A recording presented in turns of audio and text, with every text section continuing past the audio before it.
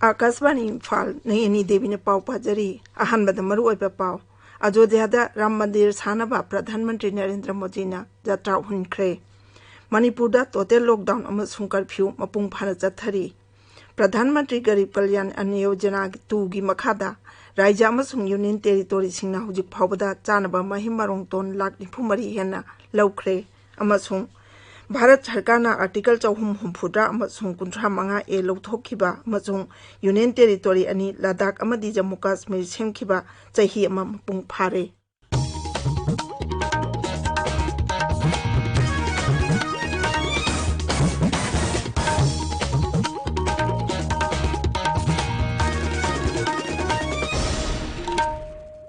उत्तर प्रदेश के अयोध्या राम मंदिर सानबा अयाकी ममांगदा प्रधानमंत्री नरेंद्र मोदी ना यात्रा हुनख्रे प्रधानमंत्री ना यात्रा हुनबा अदुगी निंगसिंग खुदम ओइना प्लाक अमा माइखुम हांगदोखी अमसुंग श्री राम जन्मभूमि मंदिर की निंगसिंग स्टाम्प अमसु पुथोखी आकाशवाणी की पाउमीना हाई प्रधानमंत्री ना अहानबदा श्री हनुमान गढ़ी मंदिर दा दर्शन तौखी मदुगी हेक्तुंगदा श्री राम जन्मभूमि दा भगवान श्री राम लाला की पूजा तौखी मदुगी तुंगदा मंदिर अदु सानबगी भूमि पूजन पांगथोखी थौरम अदुदा तोंगान तोंगानबा अध्येतमी कांगबु 135 गी संत 135 यावना अखन्नबा अतिथि 135 ना सरुक याखी थौरम अदुदा मखोइदा नतना विश्व हिंदू परिषद की हानगी प्रेसिडेंट लेखिद्रबा अशोक सिंघाल की इमुंगी मिहुट अनिसु यावखी भूमि पूजनदा प्रधानमंत्री नरेंद्र मोदी आरएसएस की मकोक मोहन भगवत उत्तर प्रदेश के राज्यपाल आनंदीबेन पटेल मुख्यमंत्री योगी आदित्यनाथ अमसुंग ट्रस्ट की प्रेसिडेंट महंत नेता गोपाल दास यावखी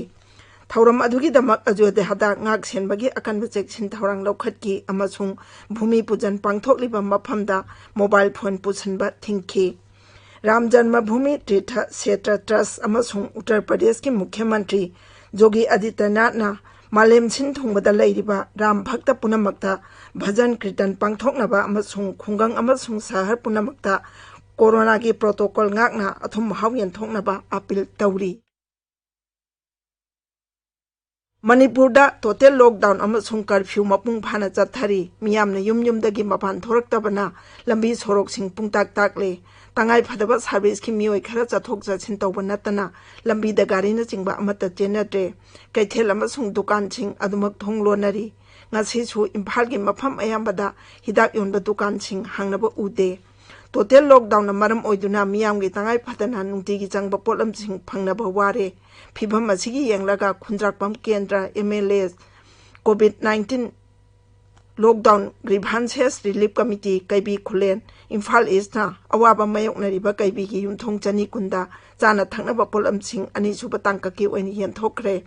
पोटलमसिंग अदु टीएस लोकेश्वर एमएलए की लमजिंग मखादा योलो यूनिट कांग्रेस कमिटी महिला कांग्रेस कमिटी ना येंथोखी बिष्णुपुर की लकोई पाता लेबा डिस्ट्रिक्ट रूरल डेवलपमेंट एजेंसी की अरीबा office chief medical officer Bishnupur की मेडिकल स्टाफ सिंगी क्वारंटाइन सेंटर ओइरे हाइना लौथोखरे मसिगी मतांगदा जिला अदुगी डेप्यूटी कमिश्नर ना ऑर्डर मथोखरे अमसुंग बिल्डिंग अदु सेमजिन साजिनबा पीडब्ल्यूडी बिष्णुपुर की ईईदा खंगनखरे मणिपुरदा कर्मचारी मसा खंगनदना पेंशन लोन लौथोकलंबगी वाथोक सरकार तराइना लौरोइदबनी हाइना भारतीय मजदूर संघ मणिपुर स्टेट ना हाइरी चेरोल अमदा संघ असिना मरा लेबा ऑफिशियल सिंग मियाम खंगना वारकनबा दाबी तौरी नागालैंड कोविड-19 पॉजिटिव ओइबे हेनगलप लेप्ट्री ngarang mi chani humphudra taruk nongno positive ओइरखी मसी राज्य असिदा नोंगमदा पॉजिटिव ओइबा ख्वाइदगी यामबनी नागालैंड हुजिक एक्टिव केस 1838 लेरी 485 नाबा पखरे नौना पॉजिटिव ओइरखिबा चनी हुमफुद्रा तरुक अदुगी मनुंगदा अयामबदी दिमापुर जिला दगिनी मखोइदुगी मनुंगदा चनी तारा मरीना लानमीदगी यांखैनी थोइना मपानदगी हलकपा सिंग मंगाना फ्रंटलाइन वर्कर अमसुंग अतोपा मंगाना अतै पॉजिटिव ओइबा सिंगा सोकना सन्नरुबा सिंगनी मेघालय दंगारंग नौना मी 15 कोविड-19 पॉजिटिव ओइरखी अदुगा अनाबा हुमफुतरुकना नाबा पखी राज्य असिदा हुजिक फावदा पॉजिटिव ओइबा मसिंग 133 छुरे मसिगी मनुंगदा मंगाना लेखिद्रे 350 नाबा फखरे हौजिक एक्टिव केस 132 लेरी मसिगी मनुंगदा 139 दी इस खासी हिल्स जिला दगिनी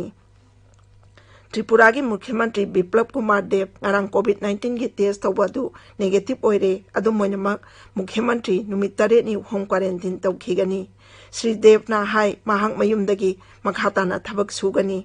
मुख्यमंत्री बिप्लब कुमार देव महाकी इमुंग मनुंगी मियोय अनि COVID-19 पॉजिटिव ओइरकपदगी सेल्फ आइसोलेशन तौदुना लेरकपनी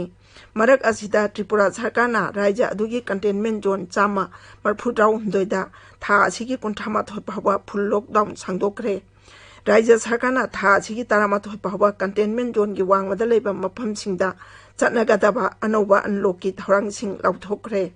नुमिदांगी कर्फ्यूदी राज्य सिनथुंगबदा नुमिदांग पुंग 8 दगी अयुक पुंग 5 फावा मखाताना अगस्त 19 फावा चटनखिगनी मिजोरामदा लोमी लाख 1,18,000 प्रधानमंत्री किसान सम्मान निधि की मखादा अखोगी चाही की सेंथोक्ता मतेंग फंगली राज्य की ऑफिशियल सिंगना हाई स्कीम असिगी मखादा लोमी सिंगी इमुंग मनुंगदा हुजिक फावदा लुपा कोटी 59,90,000 पीख्रे AIR न्यूज का वारी सानबदा लवु सिंगु की डायरेक्टर आर कोलनीना हाई केंद्र की स्कीम कया की मतेंग फंगबदगी मिजोराम की लोमी सिंग चाउना कानरे राज्य अदुदा लवु सिंगु की थाकसु वंखन अनब honorary loamy सिंगदा COVID-19 लाइचत हंदोरकप थिंगनबा लवु सिंगु लोइसंगना loamy सिंगी helpline अमा हंदोकले अमसुंग तेंगबांग ओइना थानब मरु मरंग यंथोकली ताबिरिबा पावसी आकाशवाणी इम्फालदगिनी प्रधानमंत्री गरीब कल्याण अन्न योजना 2 की मखादा राज्य अमसुंग यूनियन टेरिटोरी सिंगना हुजिक फावदा चानब महिमरों टोन 1,94,000 हेना लौख्रे कंज्यूमर अफेयर्स मंत्रालयना हाई स्कीम असिगी मखादा कानब फंगदब मी कोटी 38 चानब महिमरों टोन 1,02,000 अमा यंथोकनी इमुंग कोटी 18 चना टोन 1,12,000 यंथोकनी PMGKAY2 असी जुलाई अमदा हुदोखिबनी अमसुंग चाही असिगी नवेंबर फावबा चदगनी मंत्रालय असिना हाई हौजिक फूड कॉर्पोरेशन ऑफ इंडिया की गोडाउन दा चानब महिमरों टोन 1,4,58 पैसिंदुना लेरी भारत सरकारना आर्टिकल 450 ए लौथोखिबा अमसुंग यूनियन टेरिटोरी अनि लद्दाख अमदी जम्मू काश्मीर सेमखिबा चाही अमा मपुंग फारे सेक्यूरिटी एजेंसी सिंगी ओइनदी लंबी सोरोक्ता वाकट खोंचन चिंगबा थौदोक अमता थोखिदबना यामना नुंगाई निंगाई ओइरी चाही असिगी अहानबा था तरुक्ता आइन अमसुंग शांति रक्षागा मरी लेनबा थौदोक 13 खक्तमक थोखी मरक असिदा केंद्र सरकारना जम्मू काश्मीर अमदी लद्दाखता ललोल इतिगी फिबम फगनहनबा थौरांग कया मरुम लौखटले थौरांगसिंग असिना लमदम असि चौखनहनबदा मपुंग ओइबा थौदांग लौरी अमरोमदा जम्मू काश्मीर की उपराज्यपाल Girish Chandra मुर्मुना constituency development fund की मवोंगदा ब्लॉक डेवलपमेंट फंड सेंबा यारे ब्लॉक सिंग चौखटहनबगी थबकता सिजननबा ब्लॉक डेवलपमेंट काउंसिल की चेयरपर्सन सिंगदा लुपा 15,15 पीरगनी तौगदब थबक सिंग अदो मफम मफम अदुगी तंगाई फदब येंगलगा चेयरपर्सन सिंग अदुने येंगलगा मसक खंगदोकनी सरकारना लेबाक असिदा मगुल लेबा शिक्षा पीनबा अमसुंग लाइना महिमसिंग तंबा फंगनबा थौरांग कया मरुम लौखटले हौखिबा चाही 3 असिदा महिमसिंग तंबगी इंफ्रास्ट्रक्चर यामना फगत हल्ले AIR न्यूज का अखन्ना उनबा अमदा शिक्षा मंत्री रमेश पोखरियाल निशंकना हाई हौखिबा चाही 3 असिदा महिमसिंग तंबगी हिरम खुदिंगमक्ता चाउना अवनबा पुरकले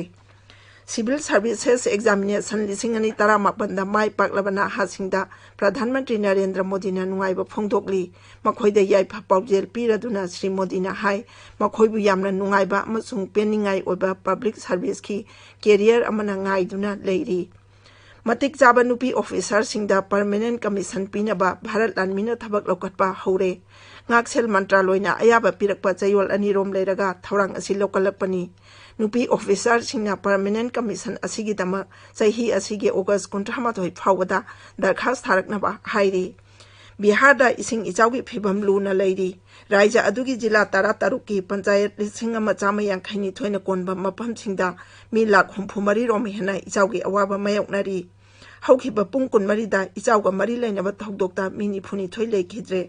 रिलीफ कैंप सिंगदा लेरिबा मियोइसिंग कोरोना टेस्ट तौनबा मुख्यमंत्री नीतीश कुमार ना खंगनख्रे मी कनबा अमसुंग तेंगबांग पीबगी थबक हेना कंसिल्ले अतै पाउ खरा केंद्र की लघु सिंह मंत्री नरेंद्र सिंह तोमर ना सहकार कोऑपरेटिव NCDC चैनल हौदोखरे चैनल असी नेशनल कोऑपरेटिव डेवलपमेंट कॉर्पोरेशन की अनौब थौरांगनी केंद्र की पेट्रोलियम मंत्री धर्मेंद्र प्रधान कोविड-19 पॉजिटिव होइरे डॉक्टर सिंह पौताक मतुंग इन्ना महाक हॉस्पिटल मदा लेख्रे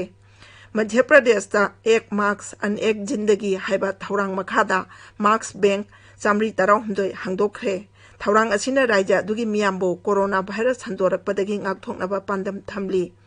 श्रीलंका पार्लियामेंट मिखल की भोट थादनरी भोट थादनबा ngasi ayuk pung 3 tagi hauki nungthil pung 5 phawa chathagani member chani kun manga khangadaba mikhal asida corona virus ki yenglaga भोट थादबगी matam pung ama sangdokle aroibada maruiba pau amo hana Ayodhya Ram मंदिर सानबा प्रधानमंत्री नरेंद्र मोदी ने यात्रा हुनख्रे मणिपुर टोटल लॉकडाउन अमसुंग curfew मपुंग फाना चथरी प्रधानमंत्री गरीब कल्याण अन्य योजना 2 की मखादा राज्य अमसुंग यूनियन टेरिटोरी सिंगना हुजिक फावदा चानबा महिमरो टोन लाख 94 हेना लौख्रे अमसुंग भारत सरकार ना आर्टिकल 4 अमसुंग 35 ए लौथोखिबा अमसुंग यूनियन टेरिटोरी अनि लद्दाख अमदी जम्मू कश्मीर सेंखिबा चही अमा मपुंग फारे पाउ लुजरे।